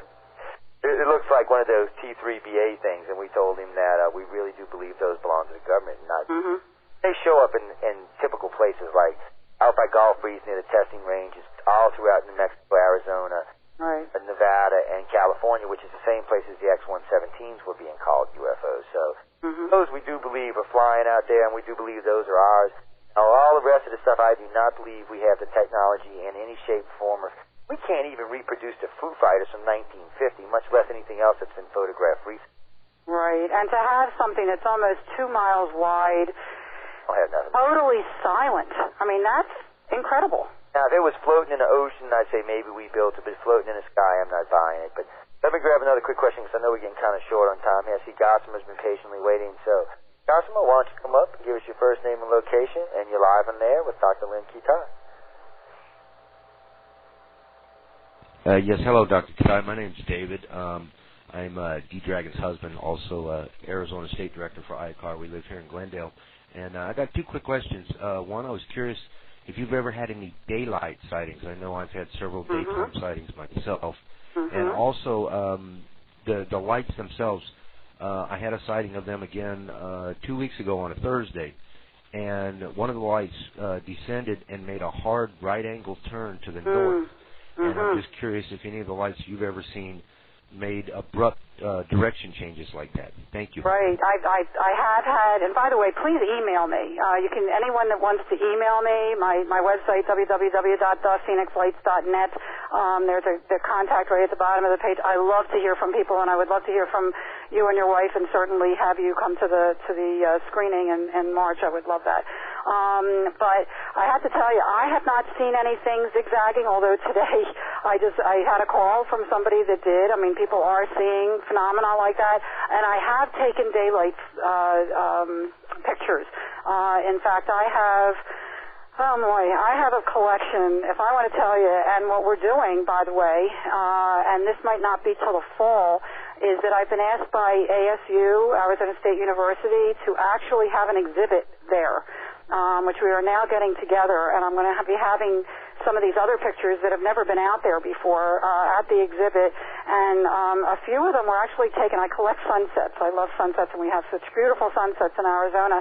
And in 2000, I took 5 rolls of film of sunsets, and it was the holidays. It was November and December, and I didn't get them back till after the holidays. And when I started looking through them, lo and behold, I have in 2 different rolls on 2 different months, November and December, what we would call the cigar-shaped objects that are being seen worldwide during the sunsets. I mean, the sunsets are gorgeous, but right in the same location. I mean, the pictures are amazing because it's the same phenomena in the same location on 2 different rolls in 2 different months.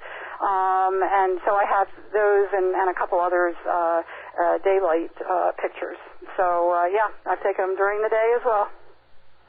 And we have footage, by the way, 1 month after the mass sighting from a couple in Rainbow Valley who took these orbs during the day as well, 1 month after the mass sighting. And we have footage from witnesses in Tucson who also took daylight orbs. You know, it's interesting because we've kind of got it now. We've been doing this so long that we've actually found that certain areas of the country actually are prone to certain types of ships. And actually, we shouldn't even limit it to the country, but actually certain parts of the world seem to be certain parts. Oh, yeah, they're happening worldwide. I mean, that's for sure. And you know, from what I'm hearing, India is ready to come forward. Brazil is ready to come forward. Other countries, Peru, are ready to come forward with this information. And for whatever reason, Mexico certainly has tried to do that. And within weeks of announcing that they're ready to come forward, suddenly there's silence. So, don't know what's happening behind the scenes, but certainly there are many countries who are having experiences and sightings and photographing these things, and one of these days it's gonna come forward. Well, I was talking to a friend of mine who's a Brazilian investigator, and we got to talking about some of the sightings in South America, but I was asking him how come we haven't heard more information out of Brazil and Mexico, because they are quite free these days about sharing information. And he said that the Brazilian Air Force, along with one of the other military branches, was sorely disappointed by the amount of people who were interested in this. So I found that interesting. I can't believe that, because I think there's a lot of people that are interested in these things. But I've personally written on several occasions, so I don't know. I think somebody's full of BS down there. But let me grab another quick question. I see Dimensional Star's got a hand up and patiently waiting, so why don't you come up and ask us a question?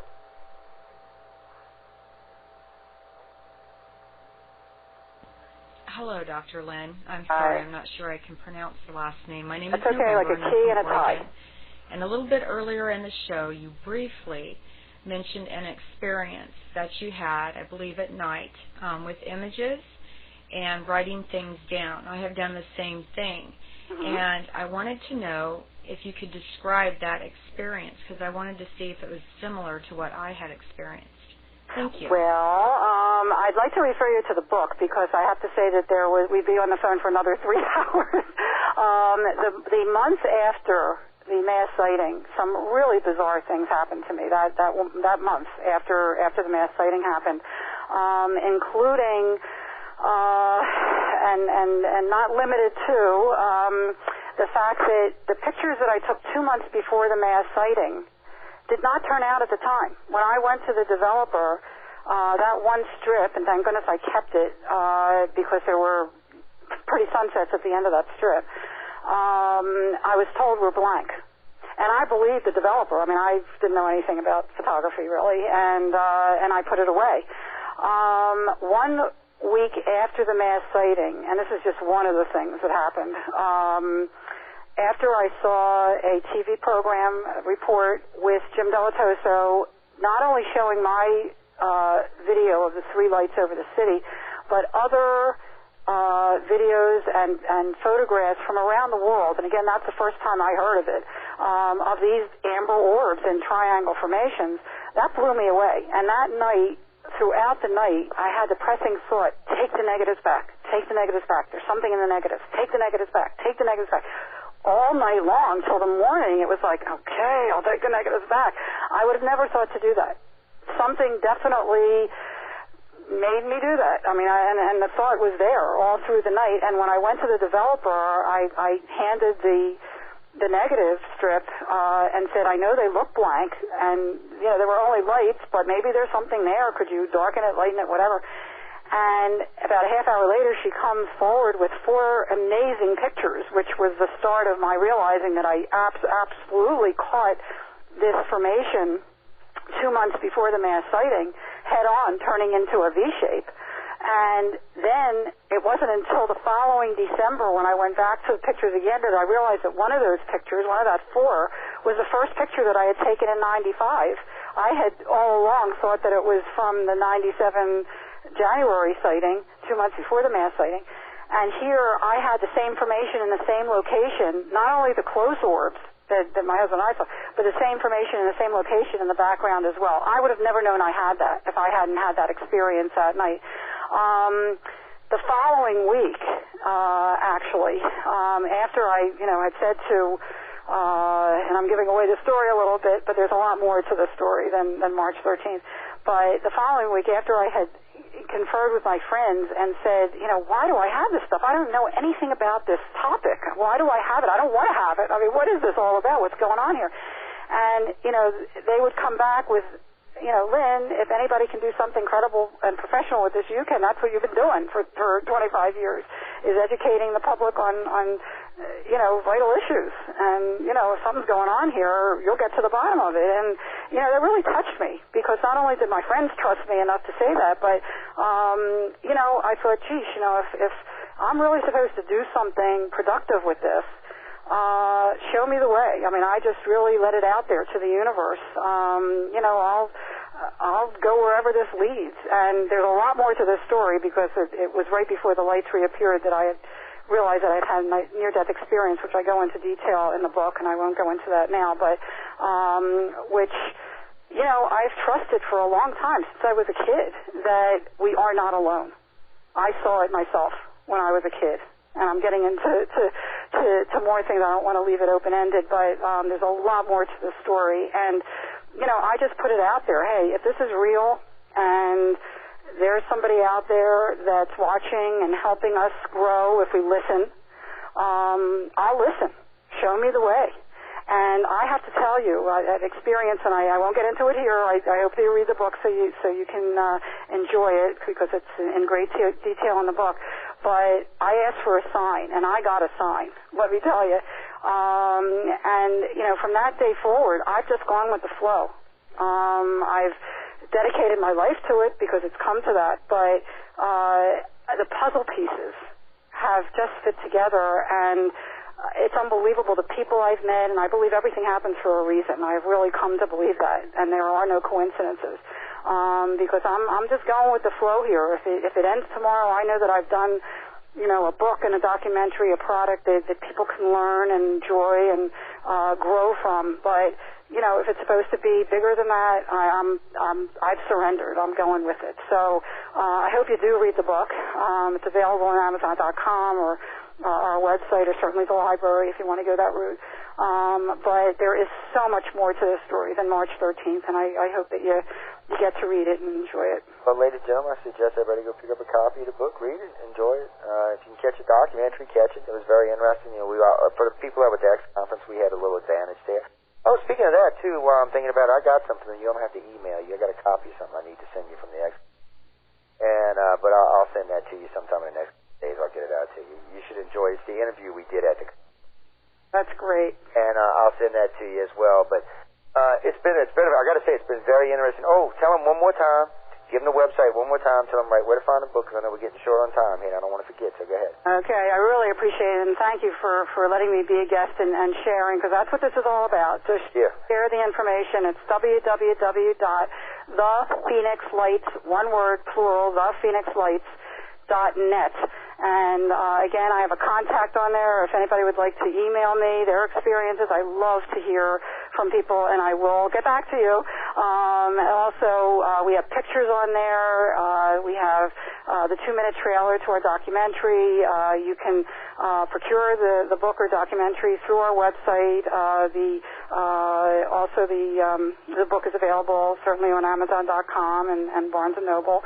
And I hope people will pick it up and enjoy it. And I love hearing from you. So please let me know. And we will be showing the documentary, and we will be also showing it at different film festivals throughout the year, and I'll be posting that on our website. We were just starting to do that.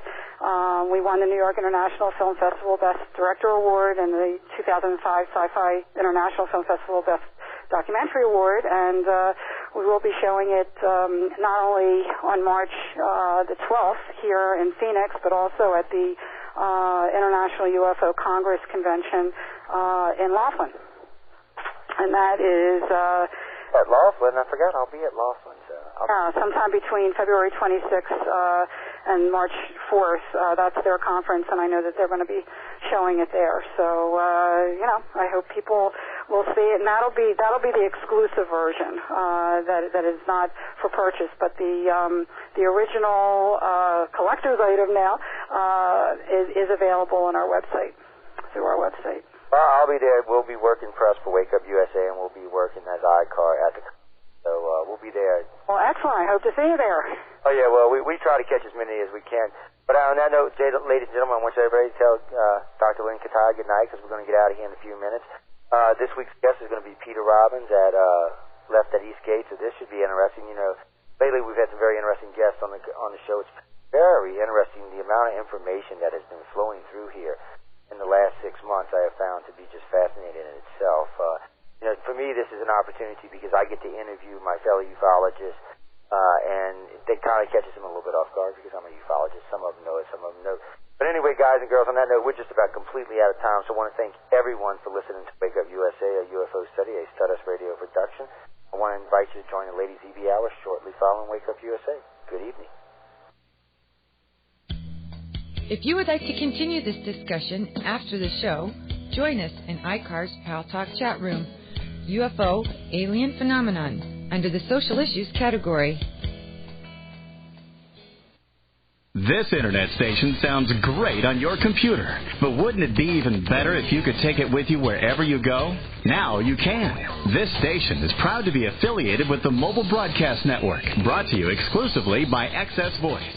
They make it possible for you to hear your favorite internet station anytime, anywhere, on your cell phone. To get connected, go to www.mynbn.com and listen to Internet Radio on the go.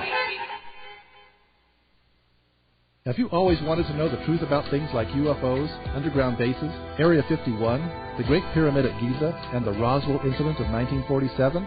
If so, look no further than Dennis Ballfaser's cutting-edge research. There's no woo-woo factor here, folks, just the facts as he researched them. Dennis's lectures are available on video and audio cassette. For more information and free access to Dennis's research, visit his website, www.truthseeker@roswell.com. That's truthseeker@roswell.com. The truth is here. Join the Ladies EP Hour live for top music showcases Wednesday, 10 p.m. Eastern, 9 Central, here on Stardust Radio, where technology and talent meet. That's www.stardustradio.com.